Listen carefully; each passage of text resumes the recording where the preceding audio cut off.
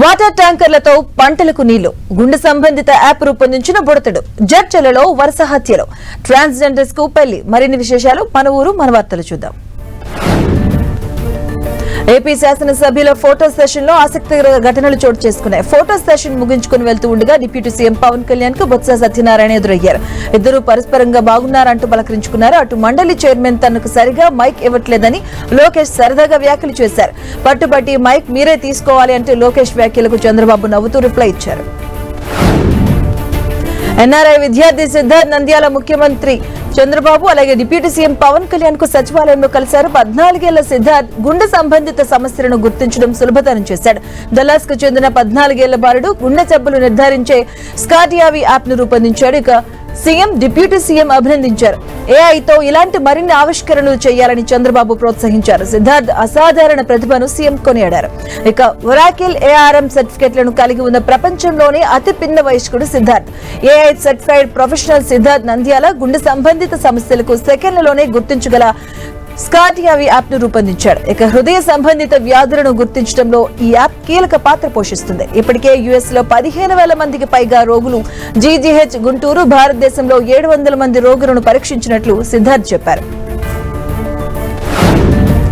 నిజామాబాద్ జిల్లాలో అంగన్వాడీ కలెక్టరేట్ ముట్టడి ఉద్రిక్తతను దారితీసింది. పెద్ద ఎత్తున తరలివచ్చిన అంగన్వాడీ కార్యకర్తలు కలెక్టరేట్ ఎదుట ఆందోళన చేశారు.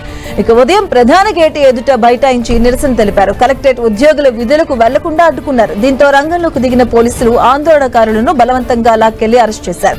కేంద్ర రాష్ట్ర ప్రభుత్వాలు అంగన్వాడీల సమస్యలను పరిష్కరించకుండా నిర్లక్ష్యం చేస్తున్నాయని సిఐటియు నేతలు విమర్శించారు. తమకు కనీస వేతనం 18,000 ఉద్యోగ భద్రత కల్పించాలని అంగన్వాడీలు డిమాండ్ చేశారు.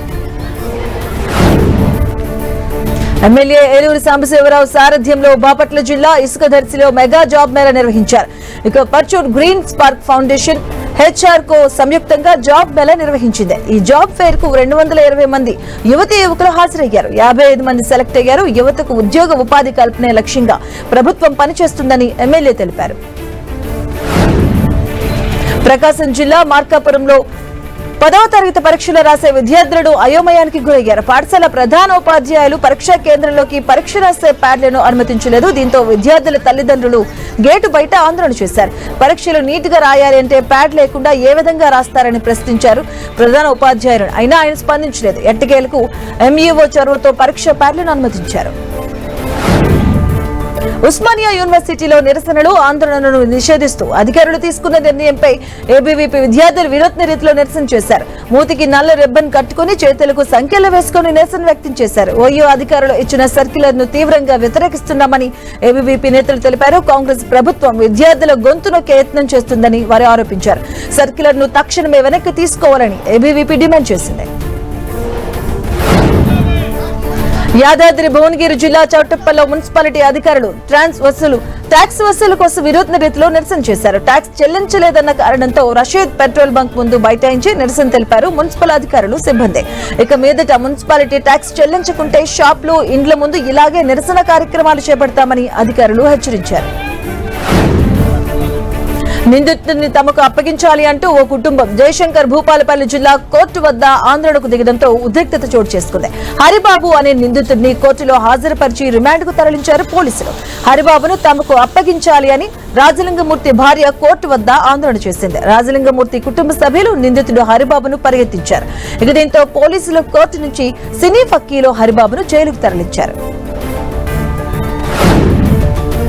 శ్రీ సత్యసాయి జిల్లా పుట్టపర్తిలో శక్తి టీం ను ఏర్పాటు చేశారు. ఇక ఈ సందర్భంగా ఎస్పీ రత్న శక్తి లోగోను ఆవిష్కరించి 27 శక్తి బైక్లను ప్రారంభించారు. ఎస్పీ స్వయంగా శక్తి బైక్ నడిపించి ఉత్సాహపరిచారు.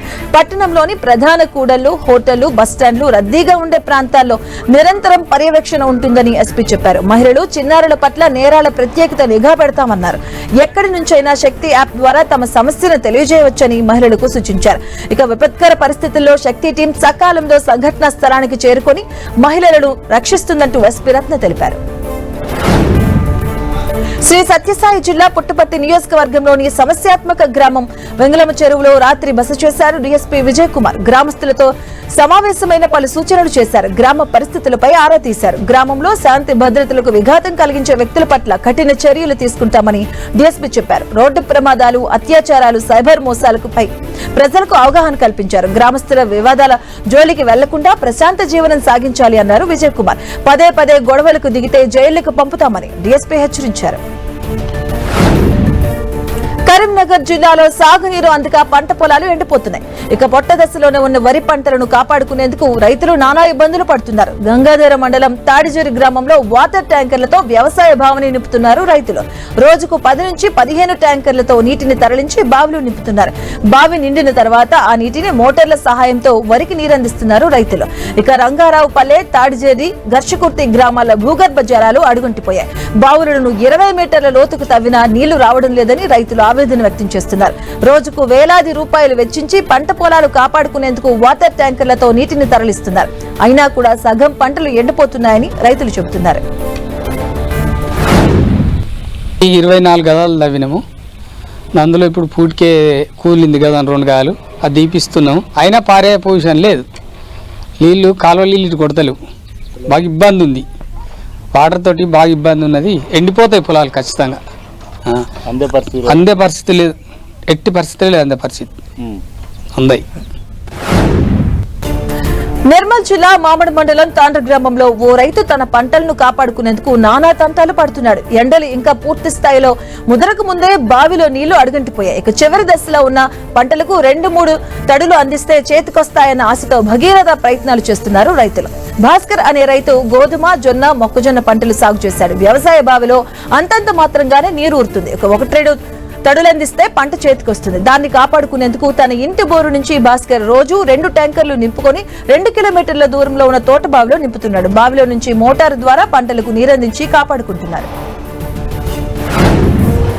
పెసరు మినిమేస్తే అది 5 ఎకరాలకే వేసి ఉంటుంది. వాటర్ లేక వాటర్ ఏరిపోతాయి లేవని చూసి అవి కూడా ఈ 5 ఎకరాలకు సుఖ పారేటట్లేదు. పారకపోతే మేము ట్యాంకర్తో ఇంటికి వెళ్ళి మా చిన్న ఇంట్లో మోటార్తో నింపుకొని వచ్చి ట్యాంకర్ సాయంతో ఇలా బావిలో పోస్తున్నాం. పోసి రోజు 4-5 ట్యాంకర్లు పోస్తున్నాం. పోసి దాంతో పెద్ద మోటార్ పెట్టేసి స్ప్రింక్లర్లతో దీనికి ఈ పంటకి ఇస్తున్నాం. ఇప్పుడు ఆ పంటను బతికించుకోవాలని ఈ ట్యాంకర్లు పెట్టి అది మా సొంత ట్యాంకర్ ఉండడికి మేము తెలుగు రాష్ట్రాల రైతాంగానికి సాగునీరు, వేలాది గ్రామాలకు తాగునీరు అందించే నాగార్జున సాగర్ జలాశయం అడుగంటుతుంది. నిత్యం జలకలలాడుతూ ఉండే జలాశయం రాళ్లు తేలి ఎడారిని తలపిస్తుంది. ప్రాజెక్టు గరిష్ట నీటి మట్టం 590 అడుగులు కాగా ప్రస్తుతం 519 అడుగులకు నీటి మట్టం పడిపోయింది. డెడ్ స్టోరేజీ 510 అడుగులకు పడిపోతే సాగునీటితో పాటు తాగునీటి సరఫరాకు ఇబ్బందులు ఎదురయ్యే అవకాశం ఉంది.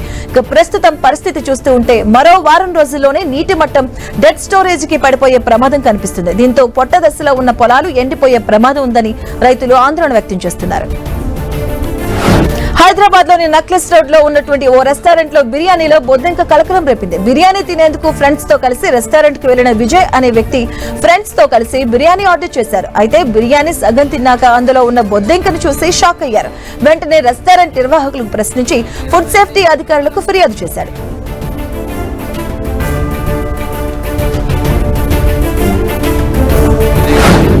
తిరుమల శ్రీవారి ఆలయంలో ఈ నెల 25న కోయిల్ అల్వార్ తిరుమంజనం, 30న ఉగాది ఆస్థానం జరగనుంది. ఇక ఈ సందర్భంగా శ్రీవారి ఆలయంలో 25, 30 తేదీలో వీఐపీ బ్రేక్ దర్శనాలు రద్దు చేసినట్లుగా టీటీడీ ప్రకటించింది.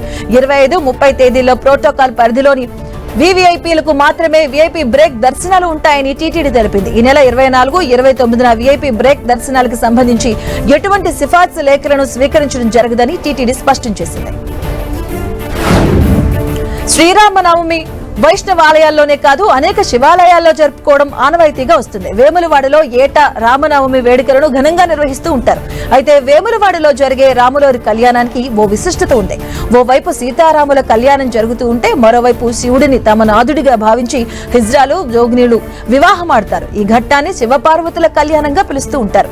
వివిధ ప్రాంతాల నుంచి వచ్చే జోగినులు, హిజ్రాలు అందంగా ముస్తాబై పెళ్లి పీటలు ఎక్కుతారు. పట్టు వస్త్రాలు ధరించి పసుపు, కుంకుమలతో అందంగా అలంకరించుకుని సీతారాముల కళ్యాణం జరిగే సన్నిధికి చేరుకుంటారు. రాముల వారు సీతమ్మకు తాళి కట్టే సమయంలోనే శివుడు తమను వివాహం చేసుకున్నట్లు భావించి ఒకరిపై ఒకరు తలంబ్రాలు పోసుకొని వివాహం అయినట్లు భావిస్తారు. దైవ సన్నిధిలో జరిగే ఈ తతంగంతో పరమశివుడు తమ నాథుడని మురిసిపోతూ ఉంటారు. ఈ తంతు ముగిసిన తర్వాత సీతారాముల వారికి జోగినీళ్లు పట్టు వస్త్రాలు సమర్పించడం ఆనవాయితీగా వస్తుంది. శ్రీ సత్యసాయి జిల్లా కదిరిలో వసంత వల్లభుడి పిలిచే ఖాద్రి లక్ష్మీనరసింహస్వామిని బ్రహ్మోత్సవాలు ఘనంగా జరుగుతున్నాయి. సోమవారం మోహిని అవతారంలో భక్తులకు దర్శనమిచ్చారు. శ్రీవారి కుచ్చుల వాలుజడ ఈ ఉత్సవంలో ప్రత్యేక ఆకర్షణగా నిలిచింది. చంకన అమృత భాండాగారాన్ని పెట్టుకుని సుకుమార వేషంలో శ్రీవారు భక్తులకు దర్శనమిచ్చారు. దగదగా మెరిసే పట్టు చీర, గులాబీలించే కదిరి మల్లెలతో స్వామివారిని అలంకరించారు. ఇక పాల కడలిని మందించి అందులో ఉద్భవించిన అమృతాన్ని సేవించడానికి దేవతాసురులు పోటీ పడతారు. ఇక మహావిష్ణువు మోహిని అవతారం ఎత్తి అసురుడును మభ్యపెట్టి దేవతలకు అమృతాన్ని పంచారు. భద్రాద్రి కొత్తగూడెం జిల్లాలో అడవిలో కొలువైన గుబ్బల మంగమ్మ తల్లి ఆలయాన్ని హీరో నితిన్ దర్శించుకున్నారు. అశ్వారావుపేటకు చెందిన ఓ వ్యక్తి గుబ్బల మంగమ్మ ఆలయం వద్ద ఫంక్షన్ నిర్వహించారు. ఇక ఈ ఫంక్షన్ కి నితిన్ హాజరయ్యారు. ఈ సందర్భంగా ఆలయాన్ని దర్శించుకున్నారు. అమ్మవారి అనుగ్రహం అందరిపై ఉండాలని కోరినట్లు నితిన్ తెలిపారు. దట్టమైన అటవీ ప్రాంతంలో కొలువైన అమ్మవారిని దర్శించుకోవడం చాలా సంతోషంగా ఉందన్నారు. ఈ నెల 20న తాను నటించిన రాబిన్ హుడ్ సినిమా విడుదలవుతుందని చెప్పారు. ఇక ఆ సినిమా విజయవంతం అవ్వాలని అమ్మవారిని వేడుకున్నట్లు నితిన్ పేర్కొన్నారు. ఇవి ఇప్పటివరకున్న అప్డేట్స్. Keep watching 10 TV.